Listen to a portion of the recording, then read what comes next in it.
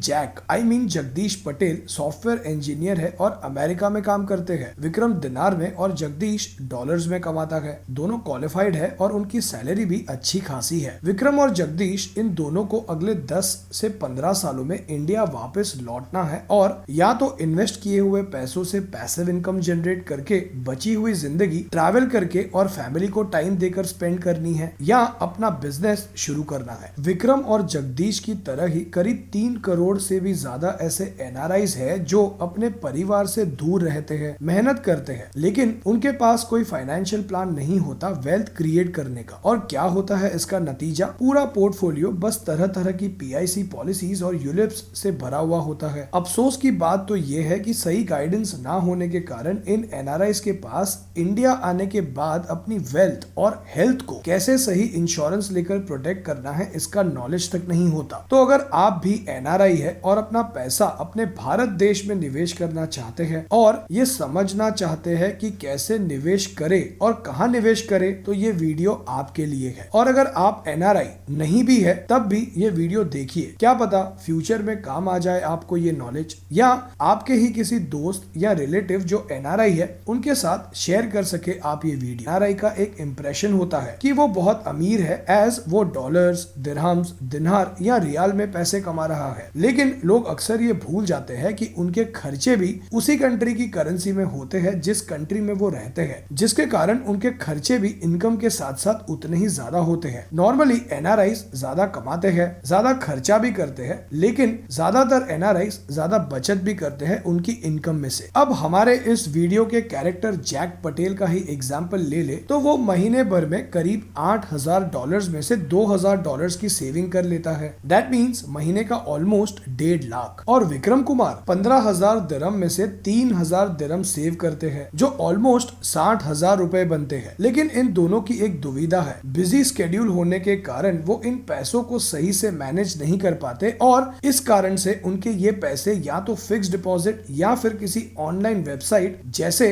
Dorsi बाजार से miss cell की हुई यूलिप पॉलिसी या मनी बैक पॉलिसी में निवेश होते हैं। और फ्रैंकली स्पीकिंग इसी मिस मैनेजमेंट और सही फाइनेंशियल प्लानिंग ना होने के कारण वो सही वेल्थ क्रिएट नहीं कर पाते। जो रकम इंडिया में कमाने वाला इंसान सही फाइनेंशियल प्लानिंग करके 5 सालों में सेव कर सकता है, उतनी ही रकम एक एनआरआई शायद 1.5 या 2 सालों में निवेश कर सकता है। इसका मतलब ये है कि सही फाइनेंशियल प्लानिंग करके एक एनआरआई 10 से 15 सालों में इंडिया आकर सेमी रिटायरमेंट या फुल टाइम रिटायरमेंट ले सकता है। तो जैसा मैंने पहले बताया, इस वीडियो में हम देखेंगे कि क्या ऑप्शंस अवेलेबल है इंडिया में इन्वेस्ट करने के एक एनआरआई के पास और क्यों किसी भी एनआरआई को इंडिया में इन्वेस्ट करना चाहिए। यूएसए वाले जैक भाई और दुबई वाले विक्रम के मन में जो सबसे पहला डाउट है वो है कि उन्हें कौन सा बैंक अकाउंट यूज करना चाहिए इन्वेस्टमेंट्स के लिए, resident saving account, NRE account या NRO account. And I am sure यही सेम सवाल कई सारे और एनआरआईज के मन में भी होता है। अनफॉर्चुनेटली जब जैक और विक्रम अपने सर्टिफाइड फाइनेंशियल प्लानर से डिस्कशन कर रहे थे तब ये बात सामने आई कि वो पिछले कई सालों से अपना रेजिडेंट सेविंग अकाउंट यूज कर रहे थे इन्वेस्टमेंट करने के लिए और उन्हें इस बात का कोई अंदाजा ही नहीं था कि ये इलीगल है। सीएफपी ने उन्हें समझाया कि जिस दिन वो एनआरआई बने उसी दिन उन्हें अपने नॉर्मल सेविंग अकाउंट को एनआरई या एनआरओ अकाउंट में कन्वर्ट कर लेना चाहिए था और जरूरत पड़ने पे वो नया एनआरई या एनआरओ अकाउंट भी खुलवा सकते हैं। लेकिन इन दोनों को कहीं और एनआरआईज की तरह एनआरई और एनआरओ अकाउंट में डिफरेंस पता ही नहीं था। सो लेट्स अंडरस्टैंड कि क्या डिफरेंस है इन दोनों अकाउंट्स में। NRE means non resident external account और NRO means non resident ordinary account. NRE account foreign में कमाए हुए पैसों को डिपॉजिट करने के लिए होता है और एनआरओ अकाउंट इंडिया की कमाई को मैनेज करने के लिए होता है। जैसे विक्रम दुबई में मिलने वाली सैलरी से पैसे एनआरई अकाउंट में ट्रांसफर कर सकता है, लेकिन विक्रम का इंडिया में एक घर रेंट पर है और उस घर के रेंट का पैसा विक्रम अपने एनआरओ अकाउंट में ले सकता है। टैक्सेबिलिटी की बात करें तो एनआरई अकाउंट में मिलने वाला इंटरेस्ट टैक्स फ्री होता है और एनआरओ अकाउंट में मिलने वाला इंटरेस्ट टैक्सेबल होता है। रिपैट्रिएबिलिटी की बात करें तो एनआरई अकाउंट का पैसा फुल्ली रिपैट्रिएबल होता है और एनआरओ अकाउंट का इंटरेस्ट रिपैट्रिएबल होता है, लेकिन प्रिंसिपल कुछ लिमिट तक ही रिपैट्रिएबल होता है। लेकिन रिपैट्रिएबल का मतलब क्या क्या होता है, लेट्स अंडरस्टैंड। इसका मतलब है कि जैक और विक्रम अपने NRE अकाउंट का पैसा किसी भी वक्त अपने कंट्री ऑफ ओरिजिन पे NRE अकाउंट के थ्रू मूव कर सकते हैं। मान लीजिए जैक को USA में और विक्रम को दुबई में कोई प्रॉपर्टी पसंद आ गई और उन्हें उस प्रॉपर्टी को खरीदना है, तो जो पैसे उन्होंने NRE अकाउंट के थ्रू इन्वेस्ट किए हैं वो उन पैसों को दोबारा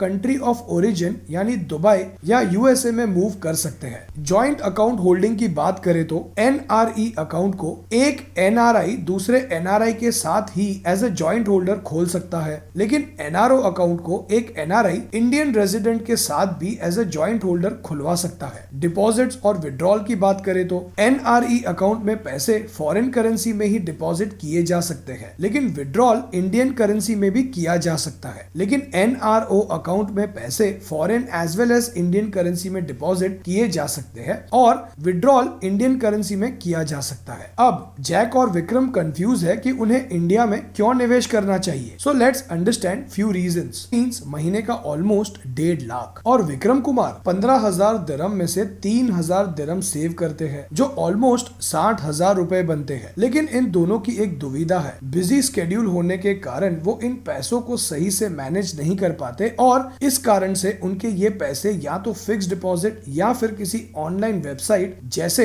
डॉल्सी बाजार से मिस सेल की हुई यूलिप पॉलिसी या मनी बैक पॉलिसी में निवेश होते हैं। और फ्रैंकली स्पीकिंग इसी मिस मैनेजमेंट और सही फाइनेंशियल प्लानिंग ना होने के कारण वो सही वेल्थ क्रिएट नहीं कर पाते। जो रकम इंडिया में कमाने वाला इंसान सही फाइनेंशियल प्लानिंग करके 5 सालों में सेव कर सकता है, उतनी ही रकम एक NRI शायद 1.5 या 2 सालों में निवेश कर सकता है। इसका मतलब ये है कि सही फाइनेंशियल प्लानिंग करके एक NRI 10 से 15 सालों में इंडिया आकर सेमी रिटायरमेंट या फुल टाइम रिटायरमेंट ले सकता है। तो जैसा मैंने पहले बताया, इस वीडियो में हम देखेंगे कि क्या ऑप्शंस अवेलेबल है इंडिया में इन्वेस्ट करने के एक NRI के पास और क्यों किसी भी NRI को इंडिया में इन्वेस्ट करना चाहिए। USA वाले जैक भाई और दुबई वाले विक्रम के मन में जो सबसे पहला डाउट है वो है कि उन्हें कौन सा बैंक अकाउंट यूज करना चाहिए इन्वेस्टमेंट्स के लिए, resident saving account, NRE account या NRO account. And I am sure यही सेम सवाल कई सारे और NRIs के मन में भी होता है। अनफॉर्चुनेटली जब जैक और विक्रम अपने सर्टिफाइड फाइनेंशियल प्लानर से डिस्कशन कर रहे थे तब ये बात सामने आई कि वो पिछले कई सालों से अपना रेजिडेंट सेविंग अकाउंट यूज कर रहे थे इन्वेस्टमेंट करने के लिए और उन्हें इस बात का कोई अंदाजा ही नहीं था कि ये इलीगल है। CFP ने उन्हें समझाया कि जिस दिन वो NRI बने उसी दिन उन्हें अपने नॉर्मल सेविंग अकाउंट को NRE या NRO अकाउंट में कन्वर्ट कर लेना चाहिए था और जरूरत पड़ने पे वो नया NRE या NRO अकाउंट भी खुलवा सकते हैं। लेकिन इन दोनों को कहीं और NRIs की तरह NRE और NRO अकाउंट में डिफरेंस पता ही नहीं था।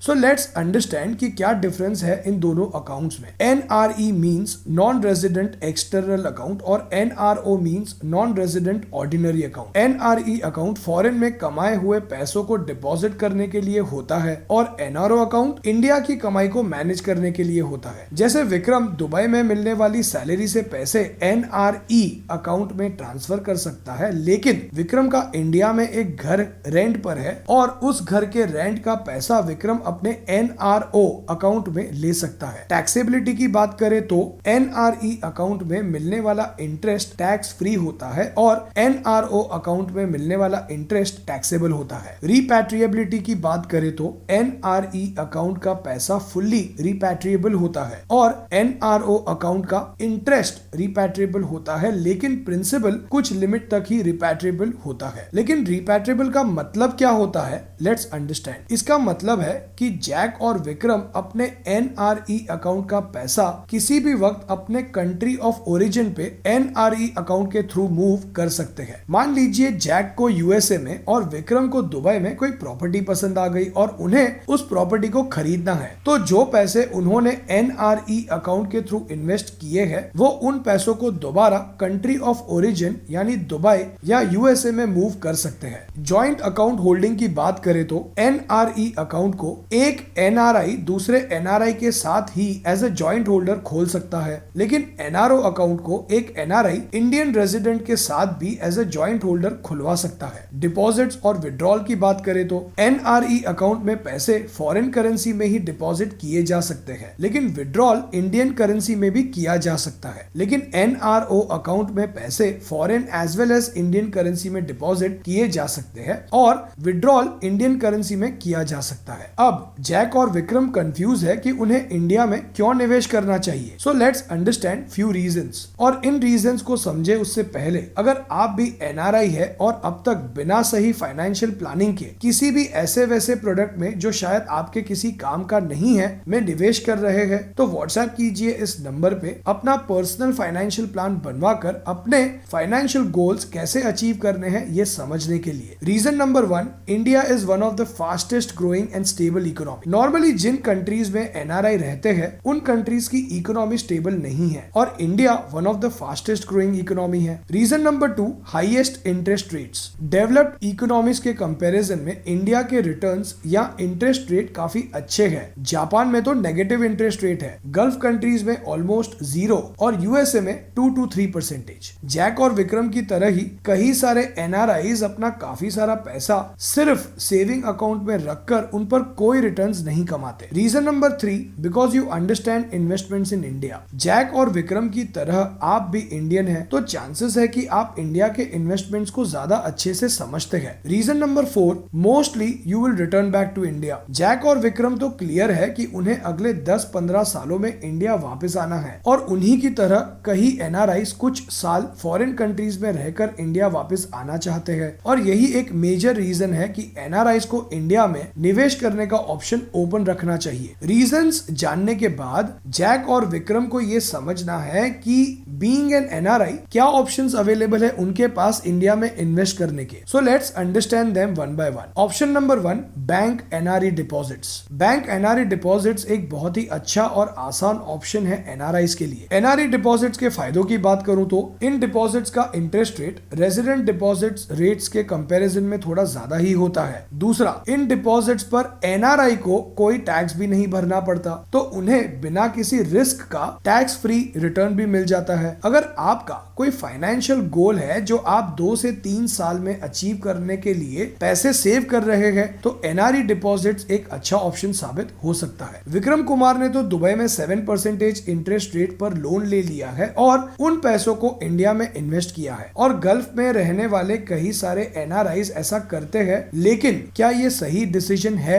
इस चीज को सर्टिफाइड फाइनेंशियल प्लानर ने विक्रम को लॉजिकली समझाया। और अगर आप भी अपने पर्सनल फाइनेंस से रिलेटेड कुछ चीजें समझना चाहते हैं तो व्हाट्सएप कीजिए इस नंबर पे। Investment option number 2, real estate. Real estate investment NRI का फेवरेट ऑप्शन होता है। रियल एस्टेट इन्वेस्टमेंट के लिए काफी ज्यादा पैसे चाहिए होते हैं और NRIs के पास ये पैसे होते हैं। होम लोन की EMI भरना NRIs के लिए आसान होता है एज करेंसी एक्सचेंज रेट का बेनिफिट मिलता है उन्हें। कई सारे NRIs बिना ज्यादा जानकारी लिए फॉरेन कंट्री में बैठे डिसीजन ले लेते हैं बिना इंडियन रियल एस्टेट मार्केट को समझे। सो विक्रम और जैक की तरह पहले तो अपना फाइनेंशियल प्लान बनवाकर ये समझना जरूरी है कि रियल एस्टेट में निवेश करना सही डिसीजन है भी या नहीं, एज रियल एस्टेट एक बिग टिकट आइटम होता है और एक गलत डिसीजन दूसरे फाइनेंशियल गोल्स को काफी बुरी तरह से इंपैक्ट कर सकता है। दूसरा, प्रॉपर्टी खरीदने से पहले सही रिसर्च कर लेना भी उतना ही जरूरी है और डिसीजन जल्दबाजी में नहीं लेना चाहिए। Investment option number 3, insurance policies. Jack और विक्रम ने कई सारी इंश्योरेंस पॉलिसीज में निवेश किया हुआ है और सच बात कहूं तो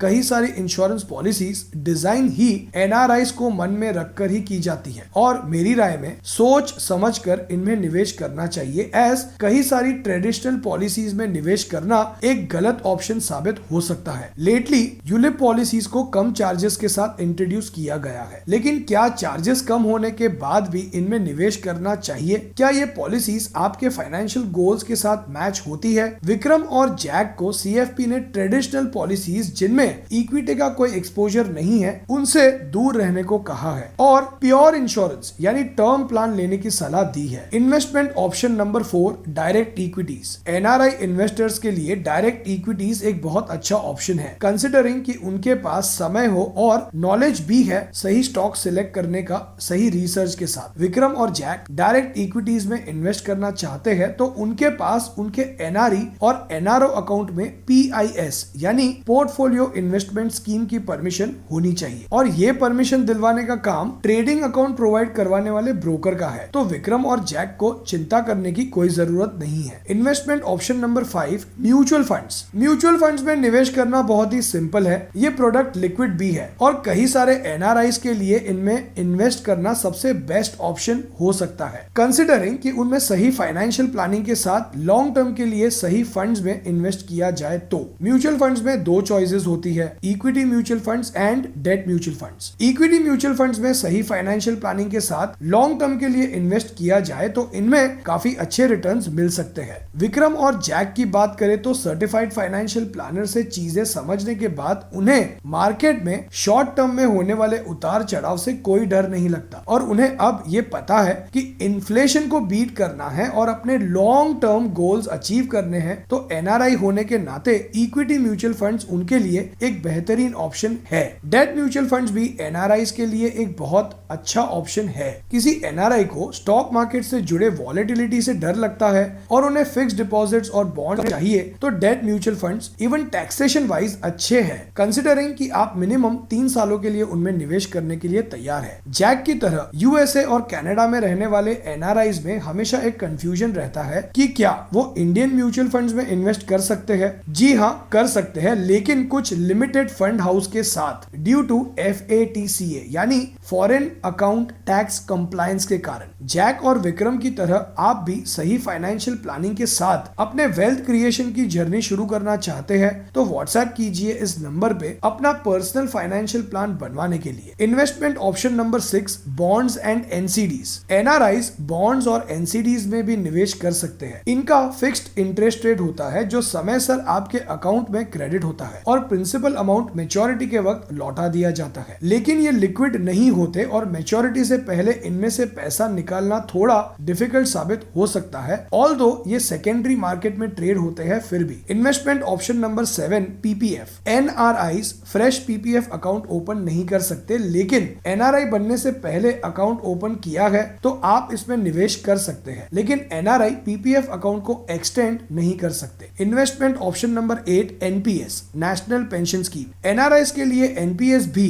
इन्वेस्ट करने का एक ऑप्शन हो सकता है। किसी NRI को पेंशन की प्लानिंग करनी है तो NPS में इक्विटी और डेट दोनों इन्वेस्टमेंट्स के ऑप्शन अवेलेबल होते हैं, लेकिन NPS में किया हुआ निवेश 60 इयर्स की एज होने तक निकाला नहीं जा सकता और मैच्योरिटी होने पर भी सारा पैसा निकाला नहीं जा सकता। मैच्योरिटी अमाउंट के कुछ पोर्शन को पेंशन प्लान खरीदने के लिए इस्तेमाल करना पड़ता है। NPS में सिर्फ NRIs जो इंडियन सिटीजन है वही निवेश कर सकते हैं और PIO और OCI NPS अकाउंट नहीं खुलवा सकते। NRI बनने पे किन प्रोडक्ट्स में आप कितना निवेश कर सकते हैं और कंप्लायंस को लेकर भी कुछ लिमिटेशंस है जिन्हें हम इस वीडियो में कवर नहीं कर रहे। लेकिन इस वीडियो को कंक्लूड करें तो जैक और विक्रम की तरह किसी भी NRI को इंडिया के बाहर कब इन्वेस्ट करना चाहिए तो ये डिपेंड करता है कि आप कौन से कंट्री में रिसाइड करते हैं। कोई कंट्री जो आपको इंडिया के कंपैरिजन में ज्यादा इंटरेस्ट रेट्स ऑफर करती है या आपको ज्यादा और स्टेबल रिटर्न्स मिल सकते हैं आपके इन्वेस्टमेंट्स पर और टैक्स भी कम है तो इंडिया के बाहर निवेश करने का ऑप्शन भी एक NRI एक्सप्लोर कर सकता है। कोई क्वेश्चंस है आपके NRI इन्वेस्टमेंट को लेकर तो कमेंट कीजिए। विक्रम और जैक की तरह अपने फाइनेंशियल गोल्स और अर्ली रिटायरमेंट अचीव करने के लिए क्या करना चाहिए ये समझना चाहते हैं तो व्हाट्सएप कीजिए इस नंबर पे अपना पर्सनल फाइनेंशियल प्लान बनवाने के लिए।